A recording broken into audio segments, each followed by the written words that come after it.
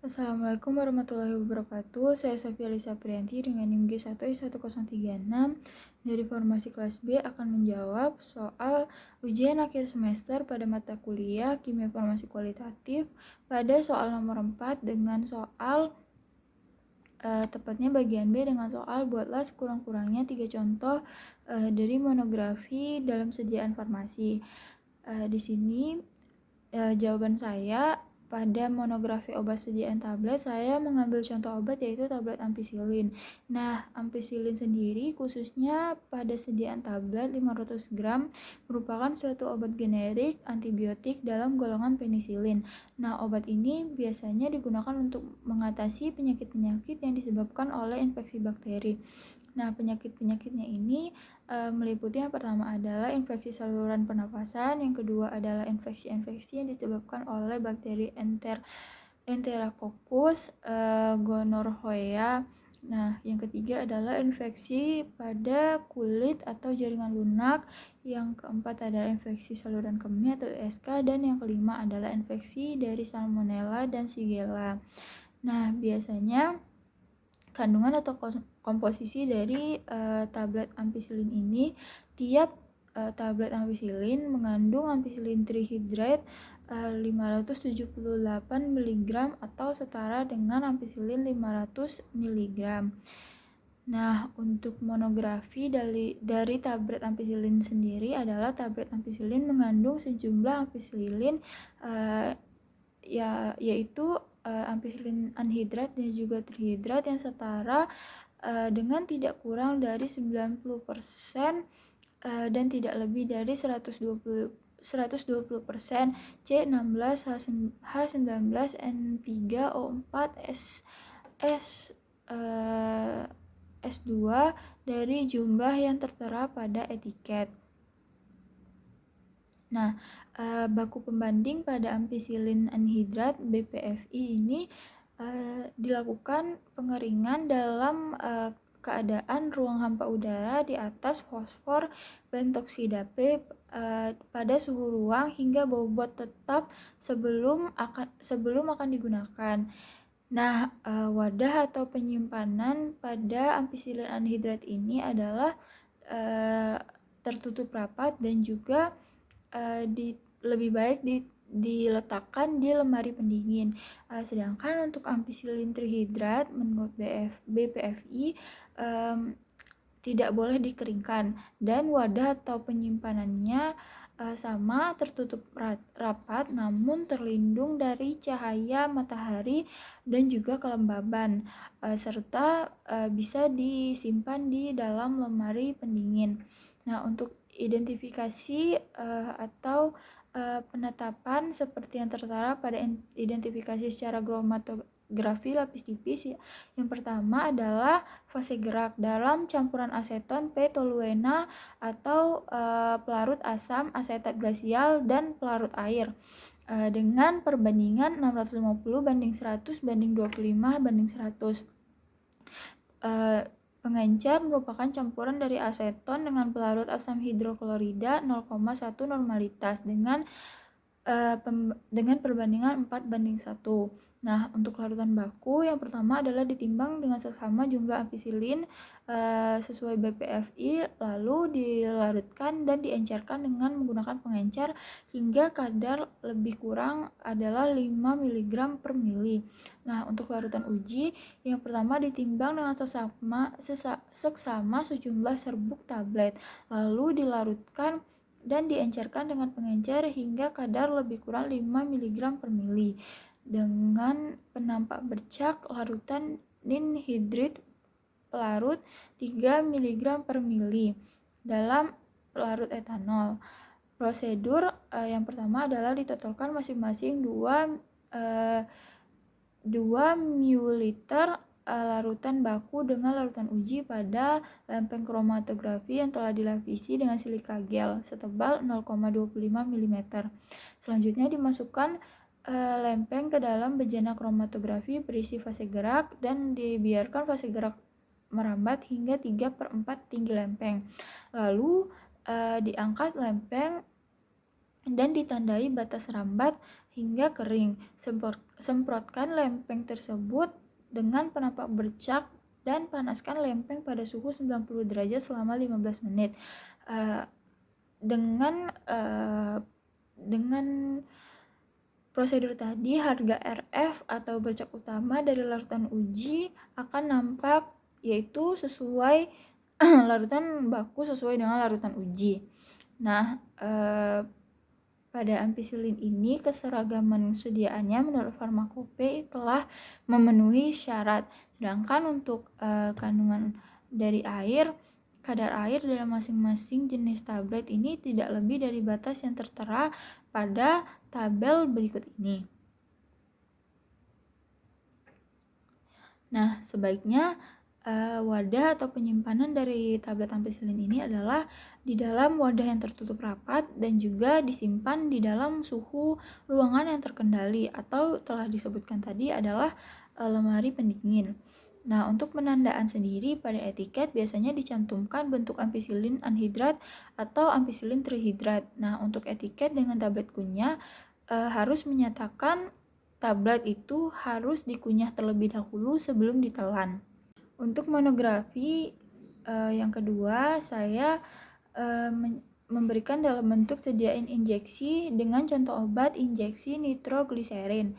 Nah, injeksi nitrogliserin sendiri merupakan suatu larutan steril yang dibuat dengan nitroglycer encer dengan pelarut yang dapat mengandung etanol, propilen glikol, dan juga air sebagai injeksi. Injeksi dari nitrogliserin ini mengandung nitrogliserin C3H5N3O9 tidak kurang dari 90% dan juga tidak lebih dari 110% dari jumlah yang tertera pada etiket.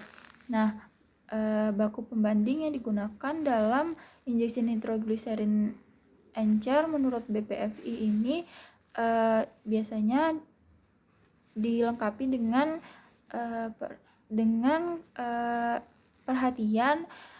perlakuan dengan hati-hati karena pada pengujian baku pembanding ini injeksi nitrogliserin dapat meledak karena benturan atau panas yang berlebih. Pada injeksi nitrogliserin sendiri tidak boleh dikeringkan karena tiap ampul mengandung lebih kurang 200 mg dari larutan nitrogliserin 1,00% bobot per bobot dalam propilen glikol. Untuk penyimpanan sendiri, ampul harus tertutup dan pada suhu 4 derajat. Biasanya injeksi nitrogliserin ini dibiarkan pada suhu ruang sebelum ampul tersebut digunakan. Nah, ketika ampul tersebut dibuka atau akan digunakan, ampul harus terlindung dari kelembaban dan cahaya, serta ampul harus digunakan sesegera mungkin. Jangan lupa untuk membuang bagian atas ampul yang sudah tidak terpakai. Endotoksin BPFI biasanya catatan ini bersifat pirogenik. Biasanya ampul tersebut digunakan untuk penanganan vial dan untuk penggunaan dari isinya harus secara hati-hati untuk menghindari daripada kontaminasi. Biasanya larutan dari injeksi nitrogliserin ini harus disimpan dalam lemari pendingin dan digunakan dalam waktu selama-lamanya dalam jangka waktu 14 hari. Sebelum digunakan, sebaiknya vial disimpan ke dalam lemari pembeku. Identifikasi dari larutan injeksi nitrogliserin ini adalah waktu retesi puncak utama dalam kromatogram larutan uji sesuai dengan larutan baku seperti diperoleh pada penetapan kadar. Endotoksi bakteri tidak lebih dari 0,1 unit endotoksi F1 per mikrogram nitrogliserin dengan pH antara 3,0 sampai 6,5.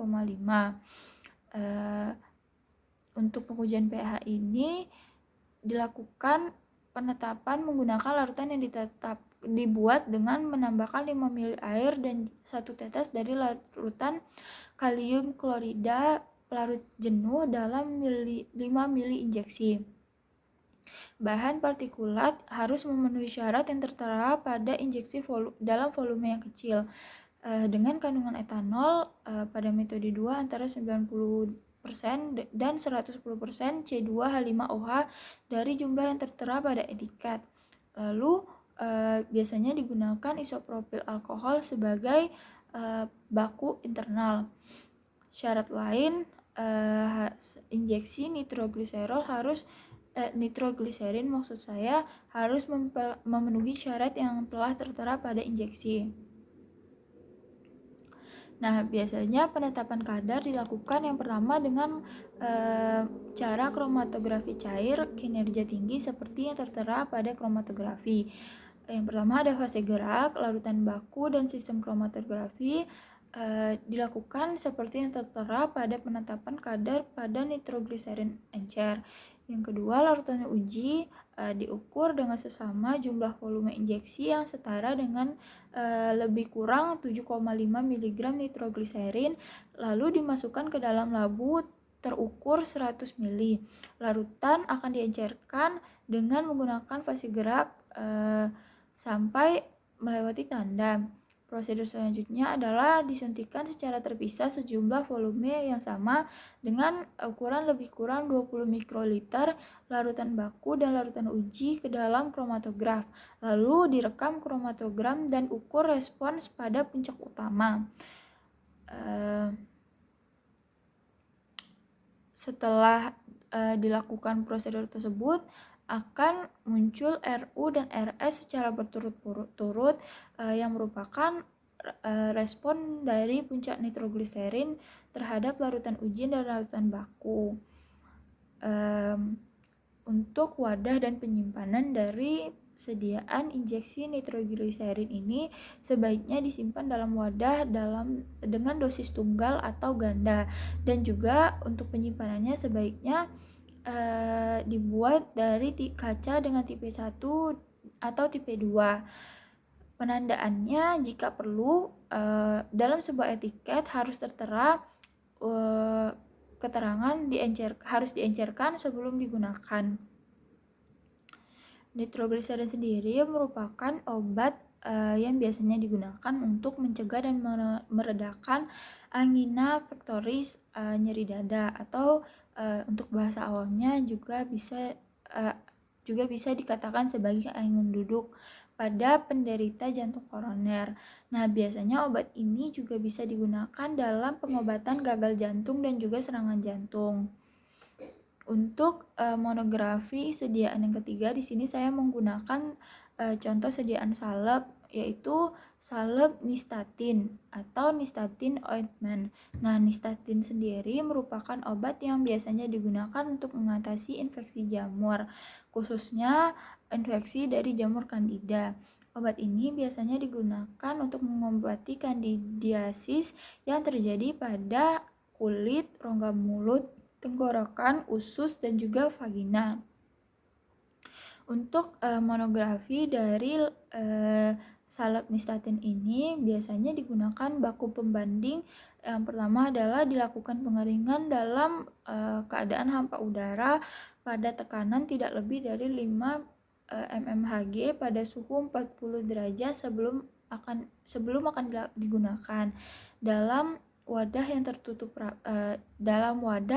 yang tentunya tertutup rapat, terlindung dari cahaya, dan juga biasanya salep nystatin ini disimpan dalam lemari pembeku dengan isi minimum yang biasanya sudah memenuhi syarat sesuai dengan farmakope. Penetapan potensi pada nystatin ini biasanya dilakukan seperti yang tertera pada penetapan potensi dalam krim nystatin. Biasanya krim salep nystatin ini dikemas dalam wadah yang tertutup rapat dan juga penyimpanannya pada suhu ruang yang terkendali. Sekian jawaban dari saya. Wassalamualaikum warahmatullahi wabarakatuh.